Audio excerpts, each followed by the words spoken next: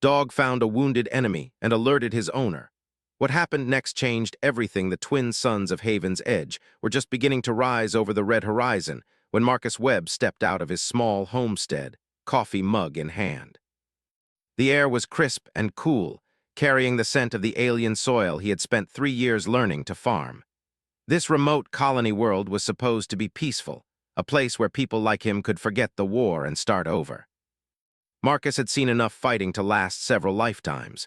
He wanted nothing more than quiet mornings, good harvests, and the simple company of his dog. Rover, his German shepherd, bounded ahead through the fields, tail wagging as he always did during their morning inspections.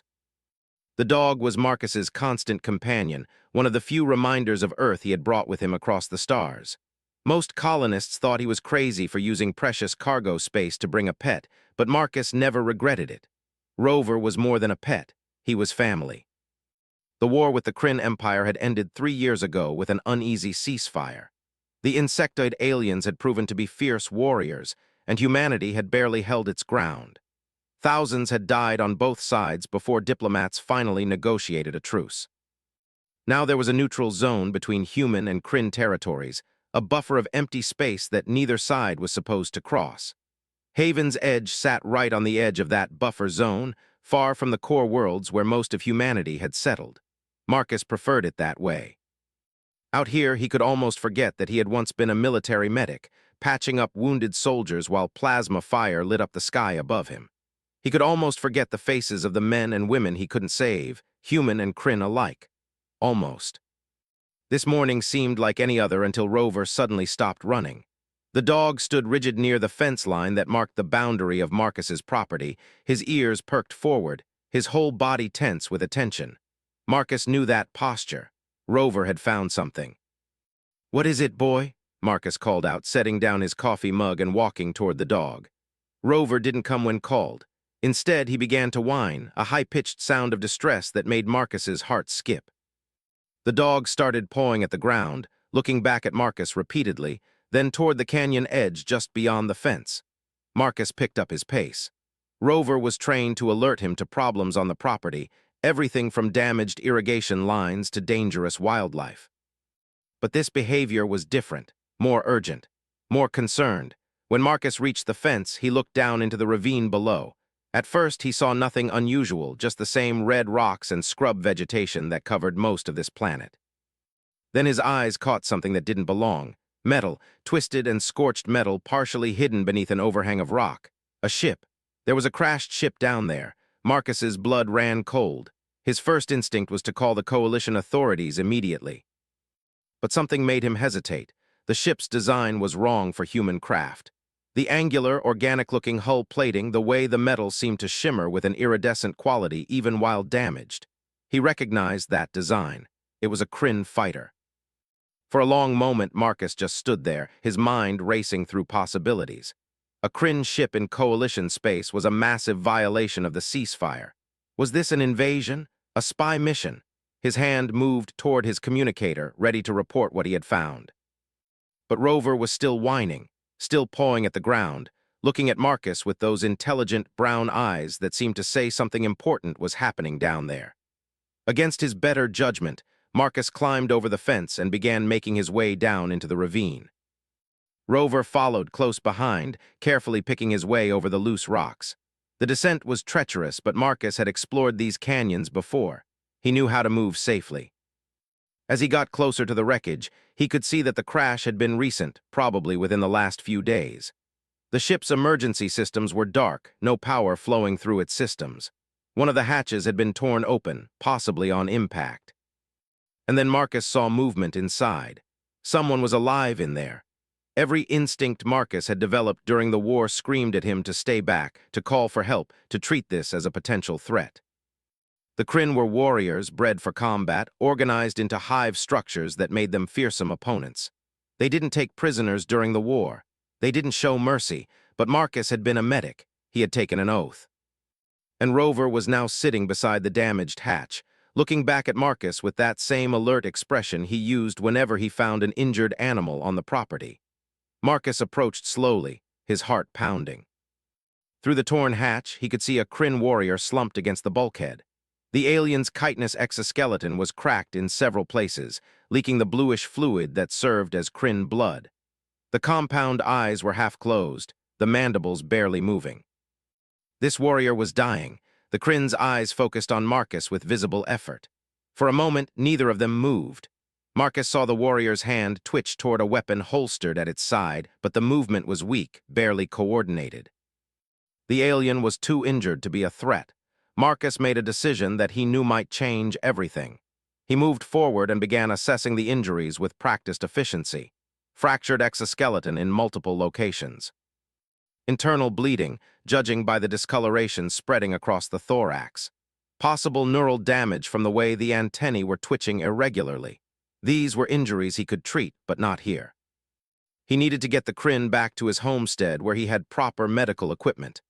"I'm going to help you," Marcus said quietly, knowing the alien probably couldn't understand him without a translator. "Don't fight me."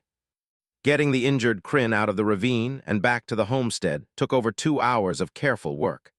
Marcus had to stop frequently to stabilize his patient, applying emergency field dressings he kept in his medical kit. By the time they reached his home, Marcus was exhausted and the Kryn had lost consciousness again. Marcus's medical bay was nothing fancy, just a converted storage room with equipment he had kept from his military service. He had told himself he kept it for emergencies, but part of him had always known he kept it because he couldn't stop being a medic, even out here on the frontier. He worked through the morning and into the afternoon, treating the Kryn's injuries with a combination of human medical techniques and what he remembered about Kryn physiology from his military training. Their biology was different but not incomprehensible.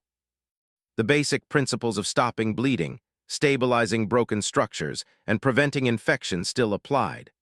Rover stayed in the medical bay the entire time, lying quietly in the corner but always watchful. Occasionally the dog would stand up and approach the examination table, sniffing at the Kryn patient, then return to his spot. Marcus found the dog's presence comforting, a reminder that not everything in the universe had to be about war and enemies. As night fell on Haven's Edge, the Kryn warrior finally stabilized. Marcus sat back in his chair, exhausted, staring at the alien on his examination table. He had just saved the life of an enemy combatant. He had violated about a dozen coalition laws in the process. If anyone found out, he could be charged with treason. The Kryn's compound eyes suddenly flickered open, focusing on Marcus with startling clarity. The alien tried to speak, and the universal translator Marcus had quickly attached to the warrior's communication organ began processing the clicks and chirps into words. "Why not kill?" the Kryn managed to rasp out. Marcus didn't have a good answer to that question. He looked at Rover, who was watching both of them calmly, and then back at the Kryn. "Because my dog found you and told me you needed help," Marcus finally said. "And I guess I still remember what it means to be a doctor." 3 days had passed since Marcus brought the wounded Kryn warrior into his home. The alien, who had identified himself as Zecthar through the universal translator, was recovering faster than Marcus had expected. The Kryn species had remarkable healing abilities, their exoskeletons beginning to knit back together once the internal damage was stabilized. But recovery still took time, and during those 3 days, something unexpected had happened. Marcus and Zecthar had begun to talk. At first, their conversations were brief and practical. Zecthar would ask about his treatment, and Marcus would explain what he was doing. But gradually, as the pain medication took effect and Zecthar's strength returned, they began to share more. Marcus learned that Zecthar was not a soldier on a secret mission, but a scout and navigator. His job was to chart safe routes through the dangerous magnetic storms that plagued this sector of space. His ship had suffered a complete navigation system failure during a routine patrol, and the magnetic fields had pulled him off course, sending him crashing into coalition territory.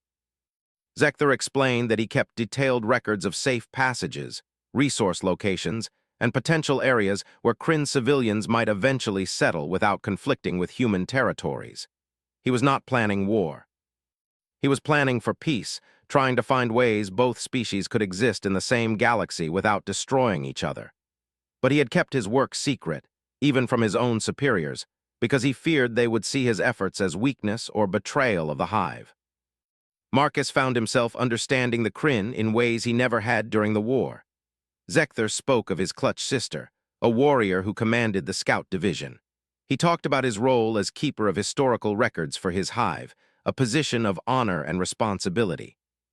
He even expressed something that Marcus recognized as grief when speaking about Kryn warriors who had died in the war against humanity. Rover seemed to sense the changing dynamic between Marcus and Zecthar. The dog had initially been cautious around the alien, but by the third day, he was comfortable enough to lie down near the examination table where Zecthar rested.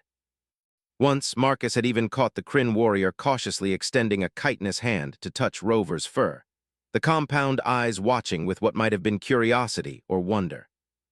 "Your creature," Zecthar had said through the translator, his mandibles clicking in a pattern Marcus was learning to interpret as thoughtfulness. "It is not for food or labor. Why do you keep it?" "He takes care of me, and I take care of him."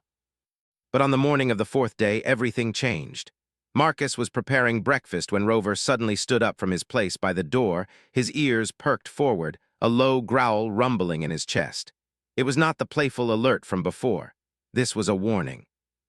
Marcus checked his perimeter sensors and felt his stomach drop. There were ships entering orbit above Haven's edge. Multiple ships. The sensors identified one as a Kryn search vessel, probably looking for their missing scout. But there was also a coalition patrol ship, no doubt responding to the unauthorized Kryn presence in their space. Both sides were coming, and they were going to arrive at his homestead within hours. Marcus stood frozen, his mind racing through impossible scenarios. If the coalition found Zecthar here, Marcus would be arrested for harboring an enemy. If the Kryn found him first, they might attack to rescue their scout, and Marcus would be caught in the crossfire. Either way, the fragile peace between the two species could shatter right here on his small farm. Zecthar, who had been resting in the medical bay, appeared in the doorway. He was still weak, but able to move on his own now. "They come for me," he stated simply, reading the expression on Marcus's face. "Both sides are coming," Marcus confirmed. "This could get very bad very quickly. You must give me to coalition forces. Tell them you found me and were waiting for authorities. This may save you from punishment. I'm not going to hand you over to be imprisoned or worse, just to save myself. Your ship's black box is still in the ravine. Both sides will find it. They'll see the navigation logs, the crash data. They'll know exactly what happened." Then Marcus stopped pacing, an idea forming in his mind. It was risky, possibly insane, but it was the only option he could see that might prevent bloodshed. "There's an old law," Marcus said slowly. "The Galactic Medical Sanctuary Act. It allows medical facilities to claim temporary neutrality during conflicts. It's supposed to protect doctors and patients from being caught in the middle of fighting. You are not official medical facility. I'll identify myself as a former coalition medic invoking medical sanctuary. I'll tell them both the truth about what happened and invite them to come verify it themselves under neutral conditions." "Everything about this situation is dangerous," Marcus replied. "But I'd rather take a chance on honesty than watch another war start in my front yard." He described finding the crashed ship, treating the injured scout, and learning the truth about Zechthar's mission. He transmitted the navigation data from the ship's black box, showing the malfunction that caused the crash. He ended by formally claiming medical sanctuary and requesting that both parties send representatives to verify the situation peacefully. The wait for responses felt like an eternity. Rover stayed close to Marcus, sensing his human's tension. Finally, the coalition ship responded first. Commander Sarah Chen, someone Marcus had served with during the war, agreed to land with a small security team. Minutes later, the Kryn vessel, commanded by Hive Captain Zalreen, also agreed to send representatives. When both parties arrived at Marcus's homestead, the tension was immediate and overwhelming. Commander Chen and her security team had weapons ready, clearly expecting trouble. The Kryn warriors, led by Zalreen, bristled with their own bioweapons, their postures aggressive and defensive. The two groups faced each other across Marcus's property, and for a terrible moment, it seemed like violence was inevitable. Then Rover did something that no one expected. The dog, completely unconcerned with the political complexities or the weapons pointed in every direction, simply walked between the two groups. He moved calmly through the space that separated potential enemies and sat down right next to Zecther, who was standing outside the medical bay. Rover looked back at Marcus, tail wagging slightly, as if to say that everything was fine and everyone should just calm down. The simple action broke the spell of tension. Commander Chen lowered her weapon slightly, staring at the dog in disbelief. Zalrin's mandibles clicked in what might have been confusion. Marcus seized the moment. 3 days ago, my dog found someone who needed help, Marcus said, his voice carrying across the silent standoff. He didn't see a Kryn or a human, he just saw someone hurt. I'm a medic and I saw the same thing. Maybe that's what we all need to learn. The asteroid surveys showing resources that could support both species without territorial conflicts. The detailed proposals for shared scientific stations that could benefit everyone. Commander Chen studied the data carefully, her expression changing from suspicion to something else. This is remarkable, she admitted. If this information is accurate, it could save lives on both sides. Ships wouldn't have to risk the dangerous routes anymore. Without Hive approval, decades of war and suspicion couldn't be erased in a single conversation. But Commander Chen, recognizing an opportunity, proposed something unprecedented. She suggested that Zecther be allowed to complete his mission officially under coalition observation. His navigation data could be verified and shared between both governments. His resource surveys could become the foundation for the first cooperative agreement between their species. Zalrin, after a long period of consideration and private communication with her superiors, agreed to a trial period. Both sides would report this incident not as a violation of the ceasefire, but as the first successful implementation of medical sanctuary between their species. It was a small step, but it was a step forward. 3 months later, Marcus stood on his porch watching another joint mission land near his property. Zecther had returned as an official liaison officer, the first Kryn to serve in that capacity on a human colony. The magnetic canyons where he had crashed were now being studied by teams from both species, working together to understand the phenomena that had nearly cost Zecther his life. Other Kryn had visited Haven's Edge, curious about the human who had saved one of their scouts and the strange four-legged creature that seemed to have started everything. Humans from other colonies came too, wanting to see proof that former enemies could work together peacefully. Rover, completely oblivious to his role in galactic history, was simply happy to have more people around to pet him and give him attention. The dog had become something of a legend, the subject of stories told in both human and Kryn spaces about the animal who couldn't tell the difference between friend and enemy, who only knew that someone needed help.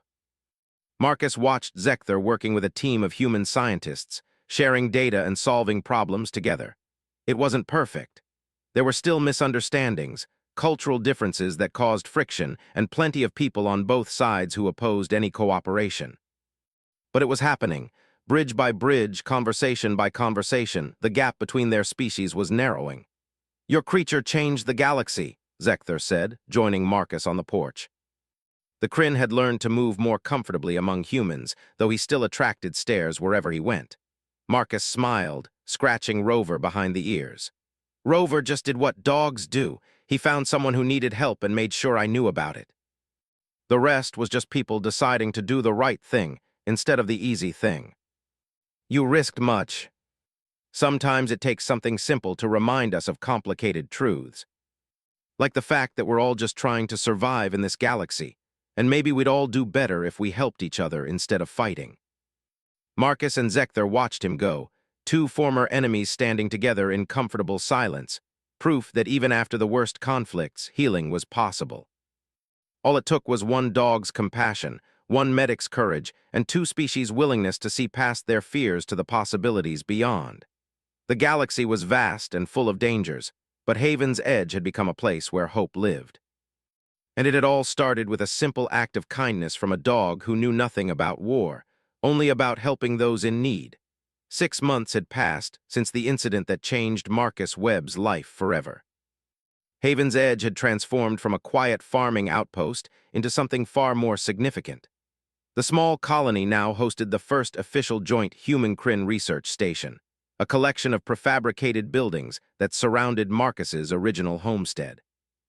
Scientists, diplomats, and curious observers from both species arrived weekly, all wanting to see the place where peace had taken root. Marcus had not asked for any of this attention. He still considered himself a simple farmer who had made a choice based on his medical oath and the insistent alerting of his dog. But the galaxy had decided otherwise. His story had spread across both human and Kryn territories, becoming a symbol of what was possible when compassion overcame fear. Rover, for his part, seemed entirely unbothered by his newfound fame. The German shepherd spent his days doing exactly what he had always done, patrolling the property, greeting visitors with enthusiastic tail wags, and occasionally alerting Marcus to various concerns around the expanding settlement. The Kryn scientists who visited were particularly fascinated by the dog, studying his behavior and trying to understand the bond between humans and their animal companions. On this particular morning, Marcus was conducting his usual rounds when he noticed Rover behaving strangely again. The dog had stopped near the communications building, his posture tense, his ears forward. Marcus felt a familiar chill run down his spine. He had learned to trust Rover's instincts completely. "What is it, boy?" Marcus asked, approaching carefully. Rover whined and pawed at the ground, then moved toward a cluster of rocks near the building's foundation. Marcus followed and discovered something concerning. There were fresh markings on the rocks, symbols that looked deliberately carved. They were not human script, nor were they Kryn writing. They were something else entirely. Marcus immediately contacted Zekther, who had become his closest colleague and friend over the past months. The Kryn liaison arrived quickly, his compound eyes studying the symbols with intense focus. "These markings are Vrex," Zekther said, his mandibles clicking rapidly in a pattern Marcus now recognized as concern. "They are a species from beyond Kryn space, very territorial. Very dangerous." She had been stationed at Haven's Edge permanently to oversee the joint research operations. She examined the markings and her expression darkened. "We've been tracking strange energy signatures in this sector for the past week," Chen explained. "We thought they were just magnetic anomalies, but if the Vrex are here, this could be a scouting mission. They might be looking to expand their territory." They simply took what they wanted, destroying or enslaving any species that stood in their way. Neither humans nor Kryn had encountered them directly before, but the stories from other species were terrifying. Over the next few hours, both human and Kryn authorities confirmed the worst. A Vrex scouting fleet had entered the sector. They were surveying planets for potential conquest, and Haven's Edge was directly in their path. The Joint Research Station, with its mix of human and Kryn personnel, would be seen as a target of opportunity. Marcus sat in the hastily organized emergency meeting, listening to military officers from both species discuss evacuation plans and defensive strategies. The irony was not lost on him. Just months ago, these two species had been enemies. Now they were planning to defend each other against a common threat. "We need to evacuate immediately," one human officer argued. "We don't have the military resources here to fight off a Vrex attack." Marcus felt helpless. He was a medic, not a soldier. He had no strategic insights to offer. But as he listened to the debate, he became aware of Rover sitting quietly beside his chair. The dog was calm, his breathing steady, watching Marcus with those intelligent brown eyes. An idea began to form in Marcus's mind. It was unconventional, possibly foolish, but it was rooted in the very principle that had brought humans and Kryn together in the first place. "What if we don't fight them?" Marcus said suddenly, interrupting the heated discussion. The room fell silent. Everyone turned to stare at him. "What do you mean?" Commander Chen asked carefully. "The Vrex are expecting resistance or retreat," Marcus explained, standing up so everyone could see him clearly. "That's what every species does when they encounter Vrex aggression. But what if we did something different? What if we showed them what's happening here? The cooperation between humans and Kryn, the research. The peace. Marcus showed me compassion when I was his enemy. It changed everything. Perhaps the same principle could apply here. They don't value compassion or cooperation." Finally, a compromise was reached. They would not evacuate, but they would prepare defenses as a precaution.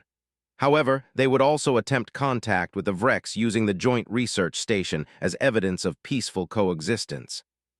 The plan was risky, and many people opposed it. But the alternative was to abandon everything they had built at Haven's Edge or to engage in a battle that neither humans nor Kryn might win. 2 days later, a Vrex scout ship entered orbit above Haven's Edge. The vessel was massive and intimidating, its hull covered in what looked like organic armor plating. Marcus stood in the communication center with Zekther, Commander Chen, and a team of translators. Rover was there too, sitting calmly at Marcus's feet. The Vrex commander who appeared on the screen was unlike anything Marcus had ever seen. The alien had multiple limbs, crystalline eyes that refracted light in strange patterns, and a body that seemed to shift colors based on mood or thought. The translator struggled to process the complex language, but eventually, communication was established. "This world will be claimed by the Vrex Collective," the commander stated without preamble. "You will evacuate or be removed." The Vrex commander's crystalline eyes seemed to study each person on the screen. "You waste my time with words. This is typical of weak species. If you still want to claim this world after that, we won't resist." The Vrex commander, accompanied by 4 armed warriors, landed at the research station. Marcus, with Rover at his side, gave them a tour of the facility. He showed them human and Kryn scientists working together on projects that benefited both species. He showed them the cultural exchange programs where humans learned Kryn history and Kryn learned human art. He explained how the whole thing started with a crashed ship, a wounded scout, and a dog who only knew that someone needed help. The Vrex commander listened without comment, those crystalline eyes observing everything. The warriors remained alert and suspicious, their weapons never far from hand. But as the tour continued, Marcus noticed something subtle. The commander's color was shifting, moving from aggressive reds to more contemplative blues and purples. Finally, they reached Marcus's original homestead, preserved exactly as it had been. Marcus showed them the medical bay where he had treated Zekther, the equipment he had used, the simple room where an enemy had become a friend. "This makes no sense," the Vrex commander finally said. "You risked punishment from your own kind to help an enemy." "Why? What is this creature?" The Vrex warriors tensed, ready to defend their commander. But the commander simply held still, allowing the dog to investigate. "The Vrex Collective conquers because we believe the strong must dominate the weak," the commander said quietly. "But I see something here that challenges this belief. You chose strength of a different kind. Cooperation instead of domination, help instead of harm. Perhaps the Vrex could join in this building rather than destroying it. I will report to the collective that this world is not suitable for conquest," the commander announced. "Instead, I will recommend it as a place of study. The Vrex have much to learn from what happens here. We may not join your cooperation immediately, but we will observe. We will consider. This is more than any species has offered us before. A chance for yet another species to see beyond conquest to the possibilities of coexistence." Commander Chen placed a hand on Marcus's shoulder. "You did it again. I don't know how, but you did it. See someone who needs help, reach out, and trust that compassion can change minds."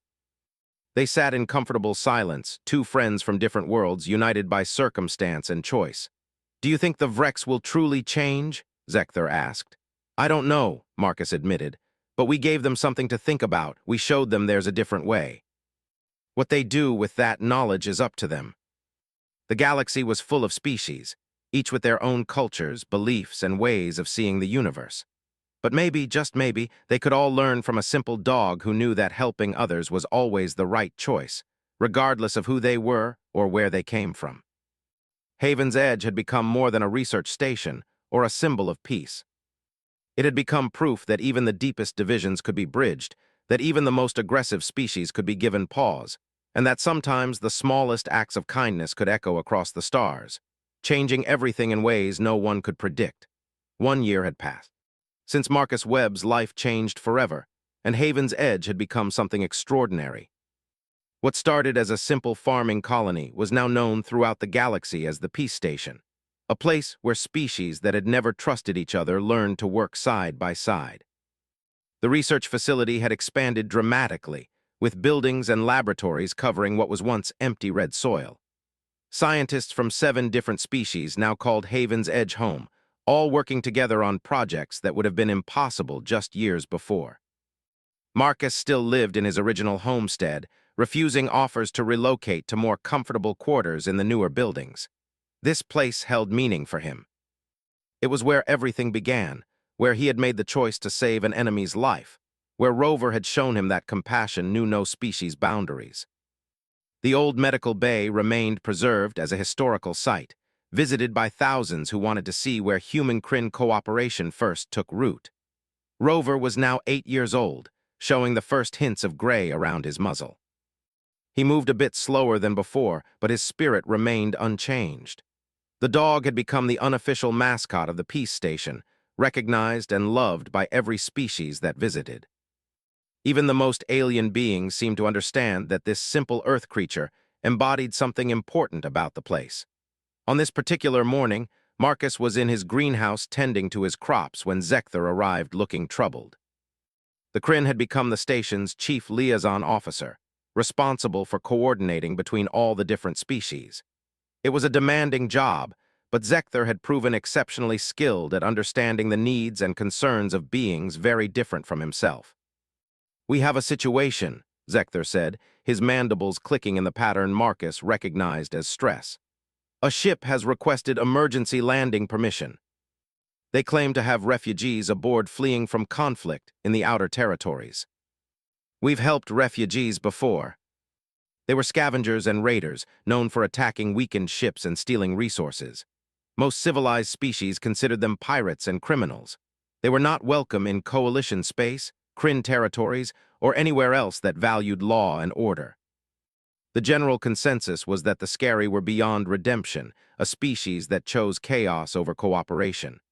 "How many refugees?" Marcus asked.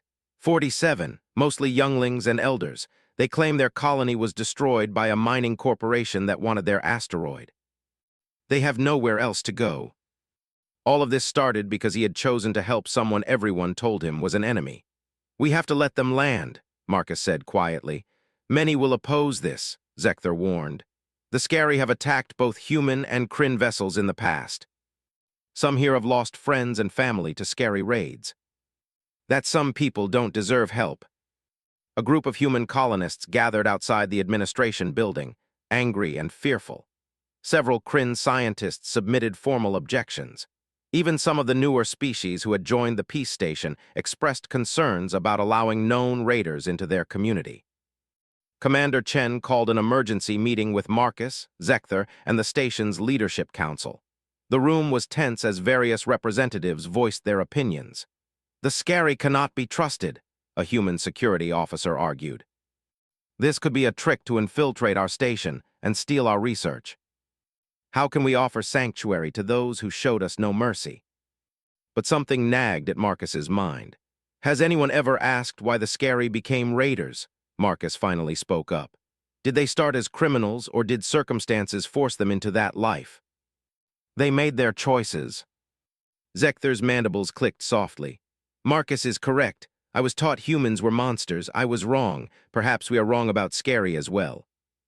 Any sign of criminal behavior would result in immediate deportation. It was not perfect, but it was a chance. The Scary ship that landed the next day was barely functional. Its hull was scorched and damaged, held together by makeshift repairs. When the refugees emerged, Marcus was struck by their appearance. The Scary were reptilian beings with iridescent scales and multiple limbs adapted for climbing and grabbing. But more noticeable than their alien features was their condition. They were malnourished, injured, and exhausted. The leader of the refugees was an elder named Scratch, who spoke through a translator with a raspy voice that conveyed both wariness and desperation. "We thank you for allowing us to land. We have traveled far." Many did not survive the journey.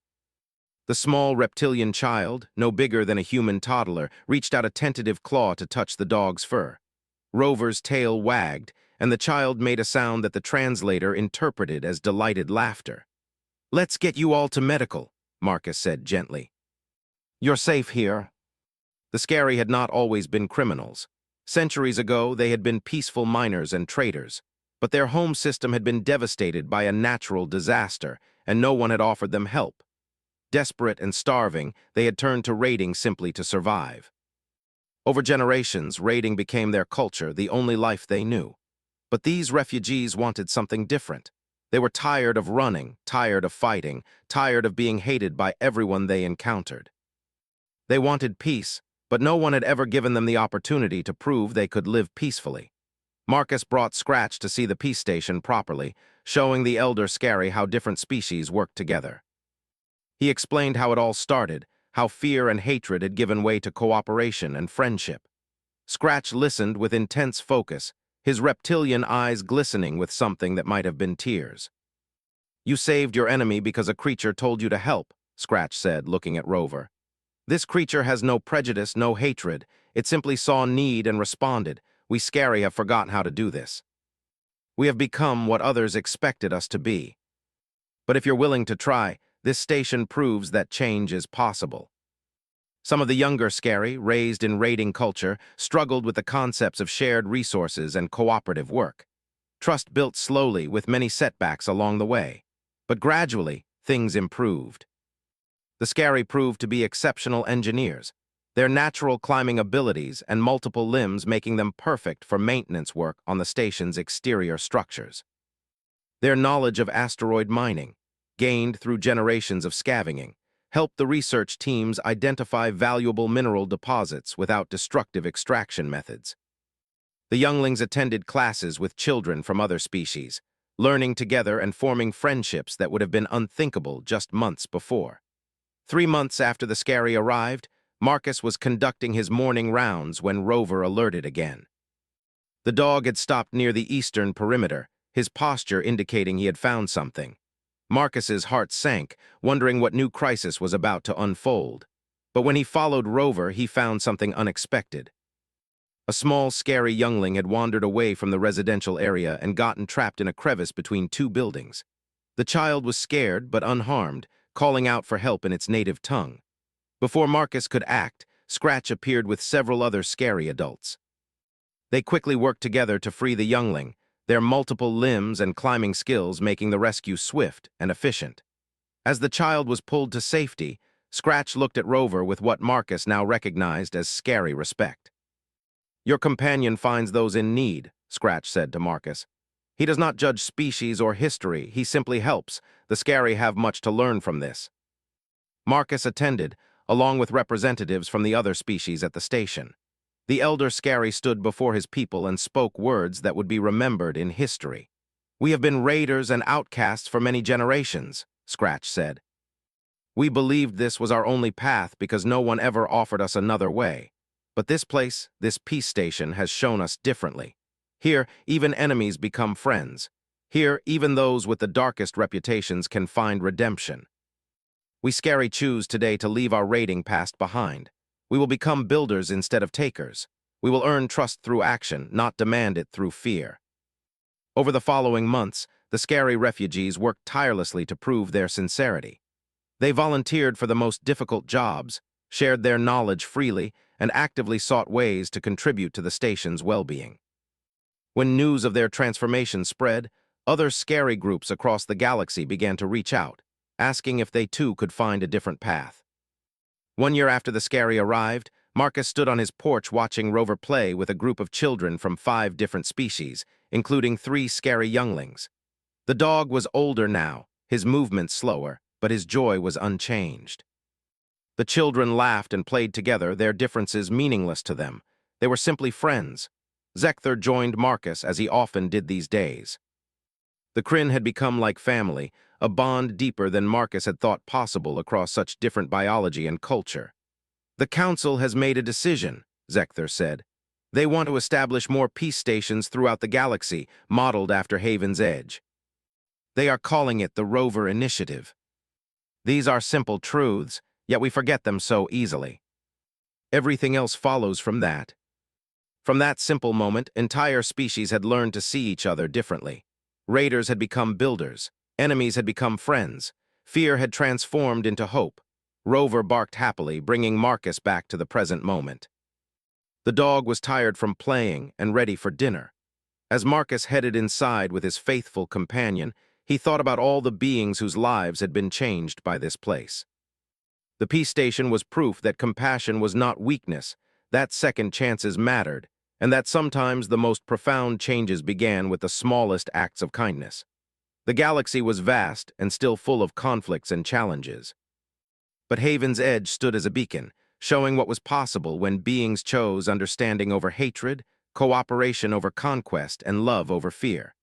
And it all started with a dog who's simple,